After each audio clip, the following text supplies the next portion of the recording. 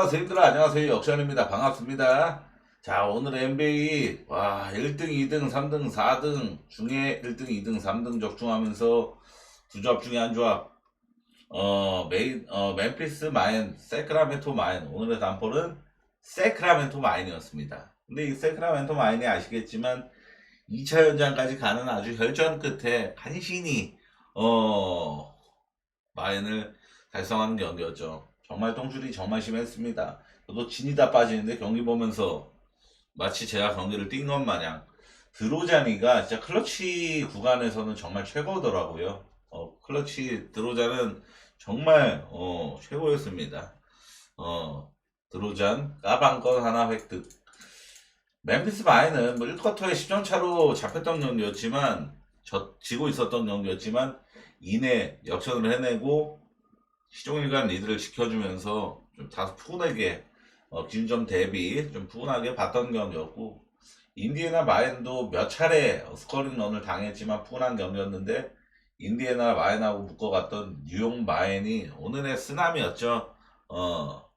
오늘의 쓰나미 뉴욕 마인하고 묶어갔는데, 저는 솔직히 지금 뉴욕이 솔직히 말해서 이 3연패를 찍게 됐는데 올랜도 백투백 올랜도한테 홈에서 이렇게 무기력한 야투율 속에 패배를 당했다. 그럼 나쁜 흐름을 어느 정도 탔다고 봐야겠죠. 그럼 지금 뉴욕 경기는 반대 프렌 뭐 이런 쪽으로 좀 노려야 될 것 같습니다. 언더라든지 지금 뉴욕 경기는. 자, 내일 경기 분석 시작하도록 하겠습니다. 내일은 모든 경기를 좀 분석을 진행하고, 확실히 제가 이 화면 만드는 거를 단순하다 보니까 한 경기라도 더 분석을 할 수는 있게 됐어요. 샬럿하고 피닉스 경기는, 이 경기는 믿어 못 믿어 경기입니다. 상대 전적에서 피닉스가 7연승. 그러니까 이 경기의 키워드는 7이거든요. 7. 이 7에 좀 주목을 하셔야 됩니다. 왜냐하면은 지금 상대 전적도 피닉스가 7연승 찍고 있죠. 그리고 샬럿이 지금 7연속 언더를 기록하고 있습니다. 그리고 오늘 백투백 여파가 혼자 딸려져 있는 피닉스도 오늘 필라전에 언더를 기록하면서 7연속 언더를 기록하게 됐습니다. 트리플 세븐이죠. 그러니까 양팀 모두 공통적으로 7연속 언더를 기록하고 있다라는 점. 저는 굉장히 이런 경기를 좋아해요. 믿어 못 믿어 게임이라고 표현을 한 이유가, 이 경기에 언더 들어가냐 못 들어가냐, 믿어 못 믿어. 저는 믿습니다. 저는 피닉스 마인 언더 둘 다 메인급으로 바라보도록 하겠습니다. 첫째로 양팀 똑같이 장줄 언더를 타고 있는데, 언더는 굉장히, 저는 이건 묻고 따지지 않고 그냥 매혹적으로 느껴질 수밖에 없다라고 생각을 했습니다. 이 언더 장줄 양팀이 지금 나란히 타고 있는 거는 좀 이따 뒷부분에서 좀 딥하게 살펴보도록 하겠습니다.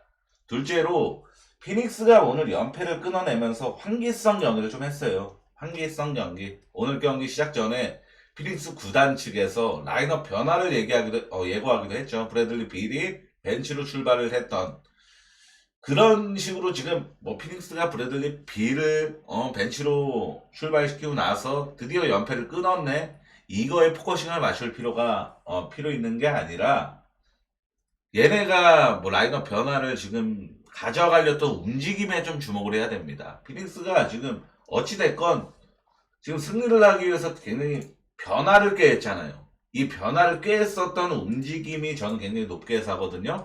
그러니까 얘네가 어찌됐건 이렇게 해서 필라 상대로, 물론 엠비드가 없는 필라였지만 연패를 끊어냈고, 그러고 경기 과정 자체도 1쿼터의 이 경기 역시도 필라델피아가 막 10점 차 이상의 리드를 잡았던 경기였으나 역전승을 하면서 환기성 경기를 좀 했다라는 거죠. 그러니까 피닉스 같은 뭐 라인업만 봤을 때 우승 후보 소리도 충분히 듣는 팀은 이 환기성 경기, 분위기를 탈 만한 윤활유 역할이 굉장히 중요한데, 저는 필라델피아전이 그런 역할이 충분히 가능할 거라고 좀 봅니다. 세 번째로 이제 양 팀의 공통적으로 타고 있는 7연속씩 타고 있는 장줄 언더에 좀 알아보겠습니다. 최근 7경기 기준으로 페이스 수치는 피닉스가 26위. 되게 느린 편이었죠. 샬럿은 딱 15위 가운데 있는데, 오펜 레이팅은 샬럿이 꼴찌, 피닉스가 25위입니다. 결국에는 제가 NBA를 거의 매년 매년 매일 하루도 빠짐없이 분석을 하면서 느낀 건데, 뭐 디펜레이팅 최상위권 팀 올랜도, 뭐 휴스턴, 뭐 미네소타, 클리퍼스 이런 애들도 언더를 잘 찍는 팀인 건 맞고, 근데 얘는 그만큼 기준점을 낮게 봤습니다. 212.5, 막 217.5 이런 식으로 낮게 받는 팀들이고, 결국에는 기준점은 이런 언더 팀들처럼 안 받지만, 이 경기도 220대를 초반을 받았죠. 그러니까 이런 식으로 안 받지만 언더를 더 잘 내는 팀들은 뭐냐면은 공격을 못하는 팀들이 많이 받아요. 결국에는 지금 5경기 중 오펜 레이팅, 샬럿 꼴찌, 피닉스 25위 둘 다 밑바닥을 기어다니고 있는 수준이죠. 그러니까 공격을 지금 양 팀이 공격 흐름이 매끄럽지 않기 때문에 언더를 주구장창 내고 있는 겁니다.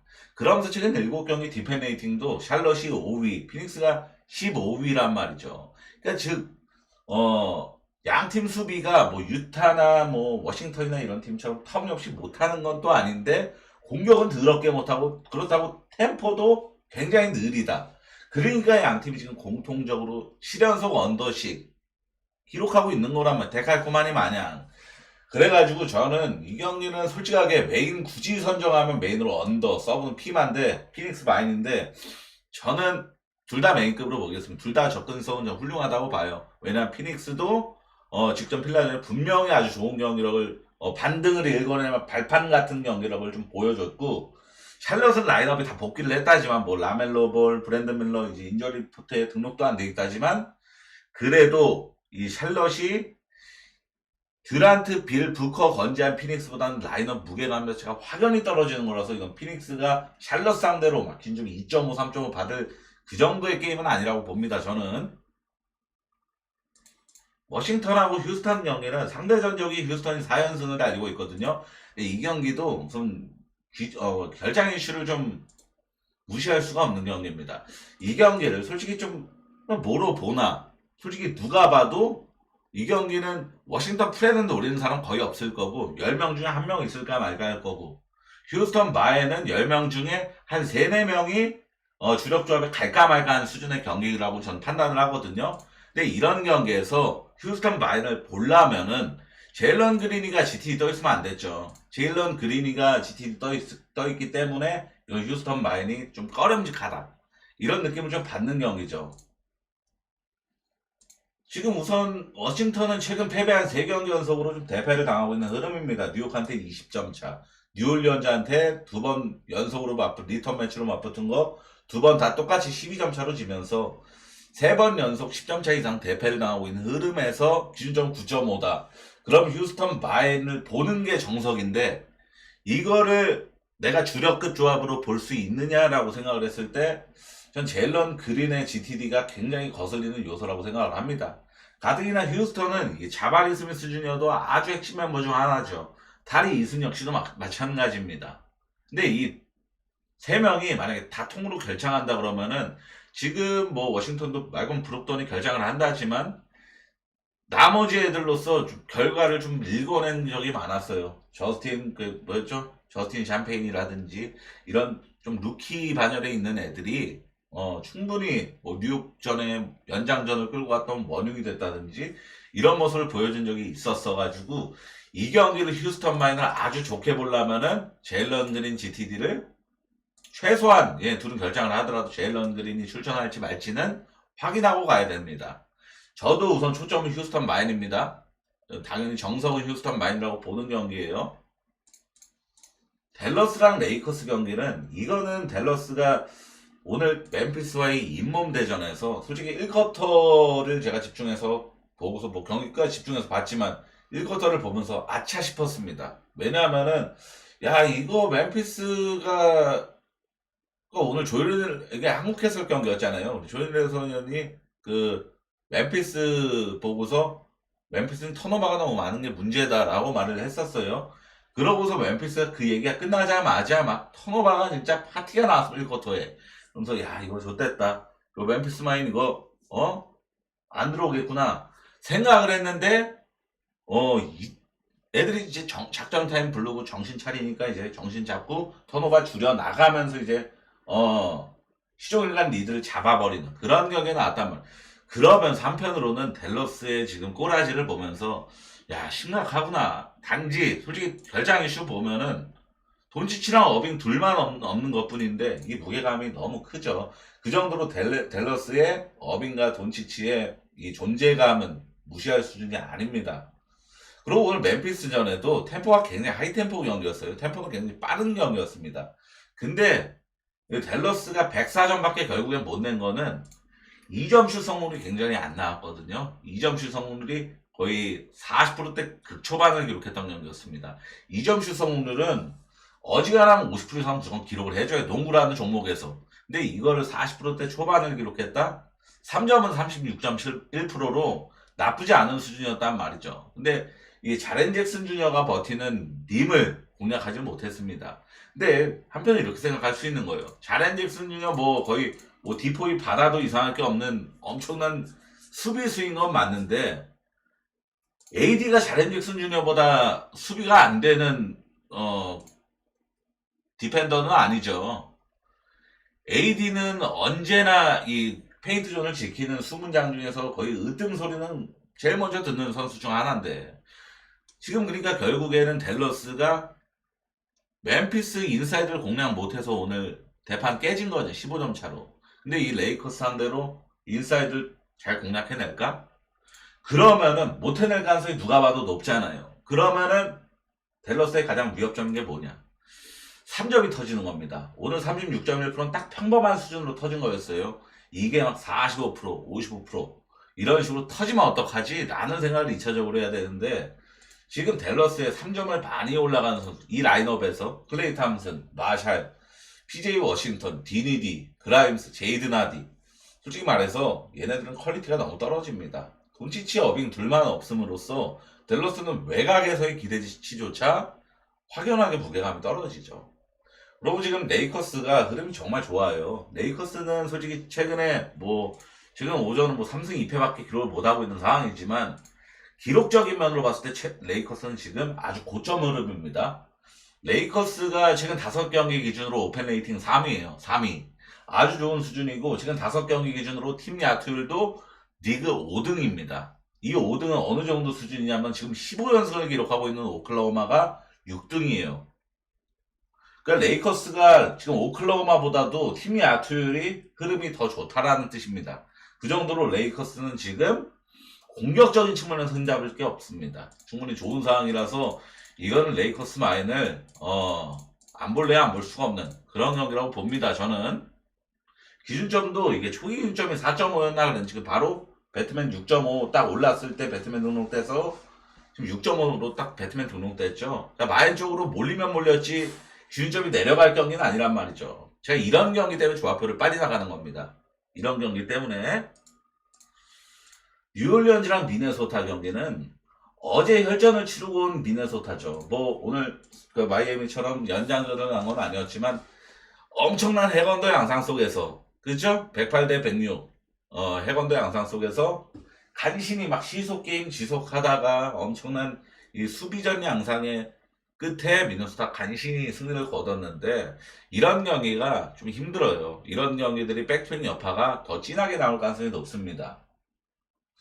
올 시즌 맞대결은 없었으나 뉴올리언즈가 그나마 좀 상성적으로 괜찮은 모습을 보였던 팀이 또 미네소타거든요. 미네소타 상대로 2연승을 기록하고 있고 그러고 미네소타전 상대로 3경기 연속 평균 득점 117득점 이상으로 거의 120에 달하는 평균 득점을 기록하면서 득점력, 그러니까 미네소타는 아주 수비가 좋은 팀이기 때문에 이 정도의 지금 미네소타 상대 평균 득점을 기록하고 있는 거는 뉴올리언즈가 미네소타 상대로는 충분히 강했다라고 여길만 하겠죠.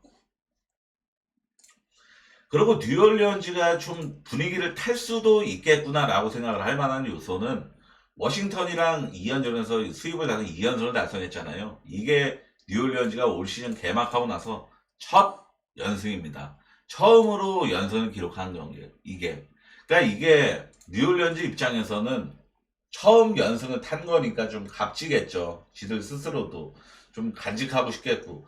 그러니까 뉴올리언즈가 이 홈 경기에서는 좀 더 좀 에너지 레벨, 동기부여가 좀 있을 가능성이 있다라고 좀 봅니다.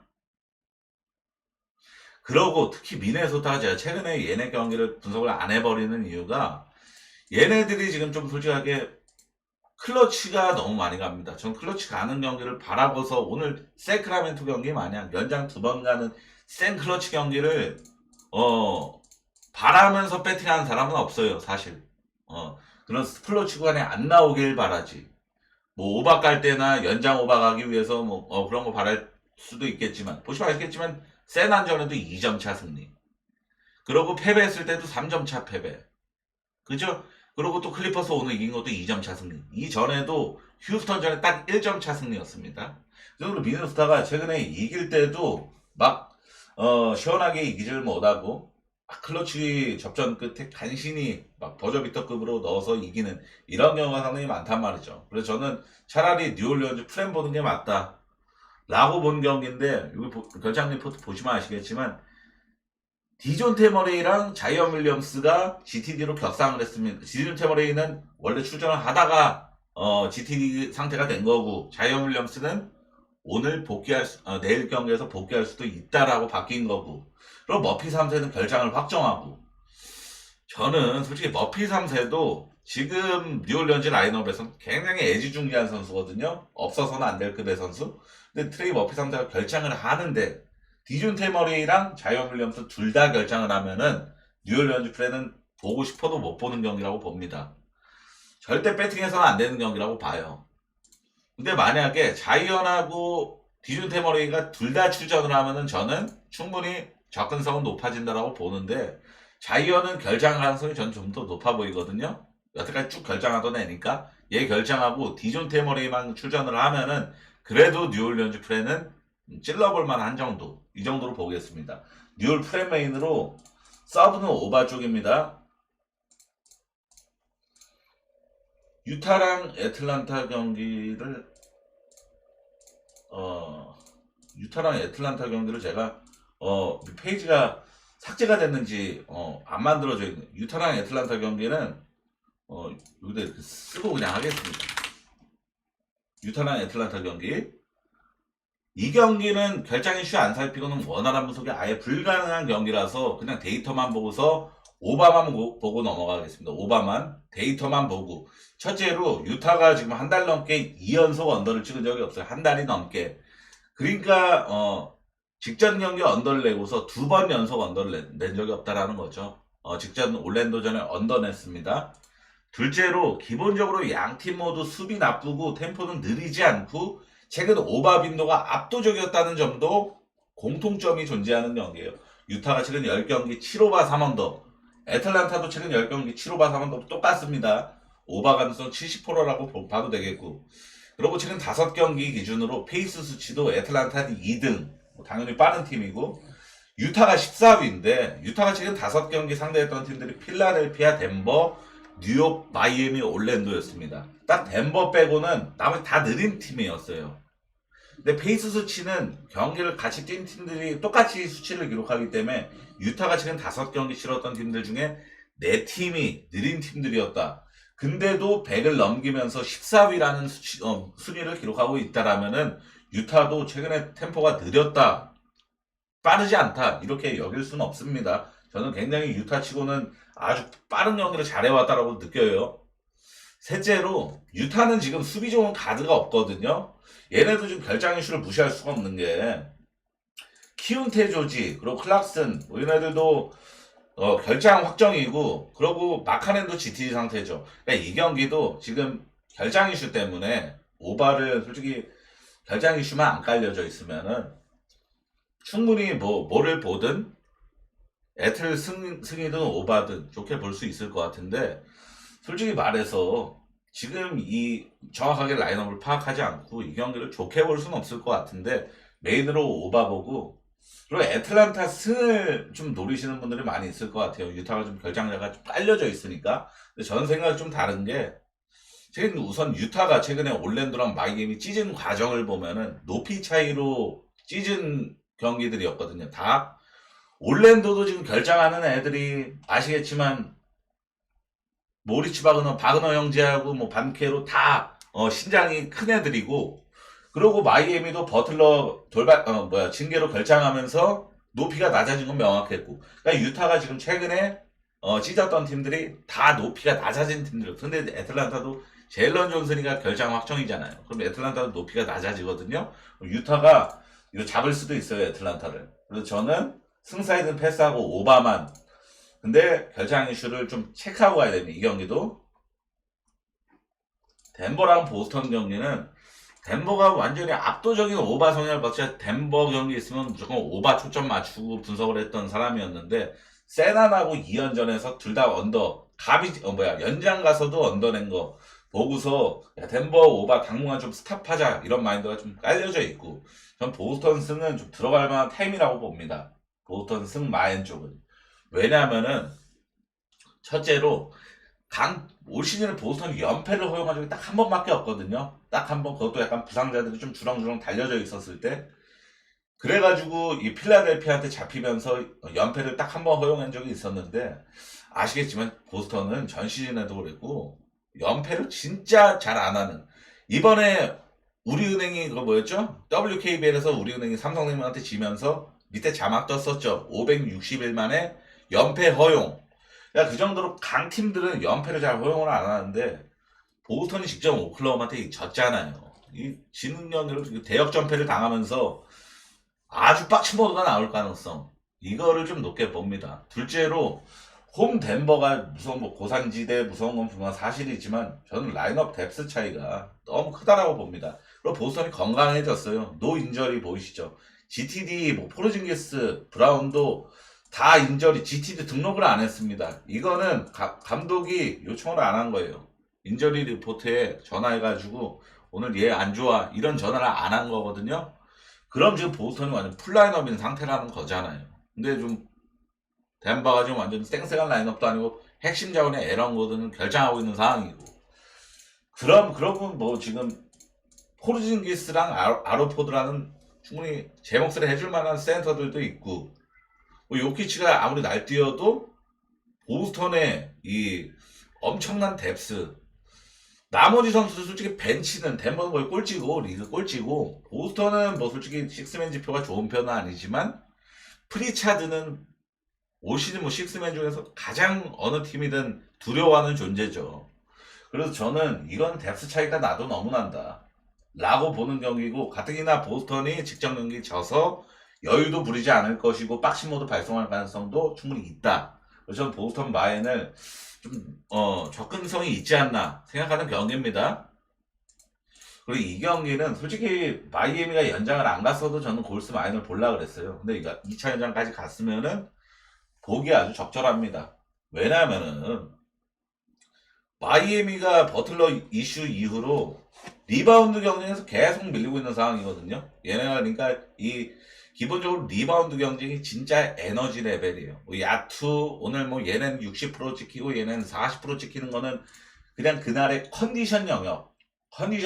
진짜 얘가 오늘 핫핸드네, 얘는 오늘 완전 차갑네, 막 이런 얘기가 나오는 게 그냥 컨디션 영역이라고 좀 볼 수 있지만, 리바운드, 허슬 플레이, 스틸, 막 이런 거는 에너지 레벨로 좀 나오는 자원인데, 마이애미가 지금 솔직히 말해서 오늘은 세크라멘토를 잡을 각이 나왔으니까, 한때는 뭐 15점 차 이상으로 리드를 잡았던 경기였으니까, 잡을 각이 나왔으니까 에너지 레벨을 유타전 대비해서 엄청나게 끌어올렸고, 유타전보다 100배는 잘했죠. 확실히 잘한 건 분명 사실인데, 근데 결국에는 이러고도 연장전 가서 2차 연장까지 가서 패배를 한 게, 마이애미는 이 연패줄이 더 가동될 가능성이 훨씬 더 높아 보이는 게 사실이죠. 그리고 양 팀의 일정 난이도 자체가 너무 큰 넘사벽의 차이가 있습니다. 골스는 보이다시피 지금 다 홈 경기만 치르고 있죠. 이번 마이애미전이 홈 연전 6번째 경기입니다. 이동거리가 아예 없었어요. 계속 홈에서만 경기를 하고 있는 상황이라서 체력적인 이슈도 크지가 않고 이동거리도 없고 이런 상황이지만, 마이애미는 가뜩이나 지금 동부팀이 서부 넘어와서 세크라멘토 원정 뛰고 또 서부팀 원정 골스한테 가는 건데, 2차 연장까지 뛴 백투의 여파가 딸려져 있다. 무시할 수 있는 요소가 아니죠. 기본적으로 양팀의 체력적인 차이 때문에라도 에너지 레벨 차이는 분명히 존재할 가능성이 있다라고 보고, 골스 승마엔 접근성은 충분히 있다라고 보고 서브가 문제인데 저는 이거 언어방 오바 쪽으로 한번 봐볼게요. 왜냐하면은 골스가 어찌됐건 이거 보시면 아시겠지만 클블전에서 95점 맞게 보내면서 지고 나서 다음 경기 139점 이런 식으로 좀 반등하는 모습을 좀 보였죠. 이런 양상 한번 노려보고 마이애미가 오늘 힘들어서라도 체력 수비할 때 움직임 빡빡할 가능성이 높아질 수밖에 없거든요. 골스가 어느 정도 대량 득점을 해내는 양상 보고 균점이 210대이기 때문에 서브는 오바 쪽으로 보는 게 낫지 않나 생각을 합니다. 자, 오늘 분석 여기까지입니다, 선생님들. 아, 오늘은 정말 어려운 날이기도 했습니다. 오늘 좀 어려운 날이었는데 멤피스 마인, 세크라멘토 마인. 최근에는 제가 언어바 위주로 갔다가 내일은 언어바가 좀 안 보이는 날이었는데 최근에 아시겠지만 제가 오바축 모드였잖아요. 근데 만약에 오늘 거의 딱 그 미러키전 경기 말고는 싹 다 언더나는 경기였는데 세크라멘토 완전 연장 가서 오바 터치만. 근데 이게 오바축 모드 발동됐으면은 그냥 끔살다 가는 거였죠. 그래서 결국에는 오늘 마인 위주로 공략한 거는 아주 성공적이었다 생각을 합니다. 자, 선생님 시청해 정말 감사합니다.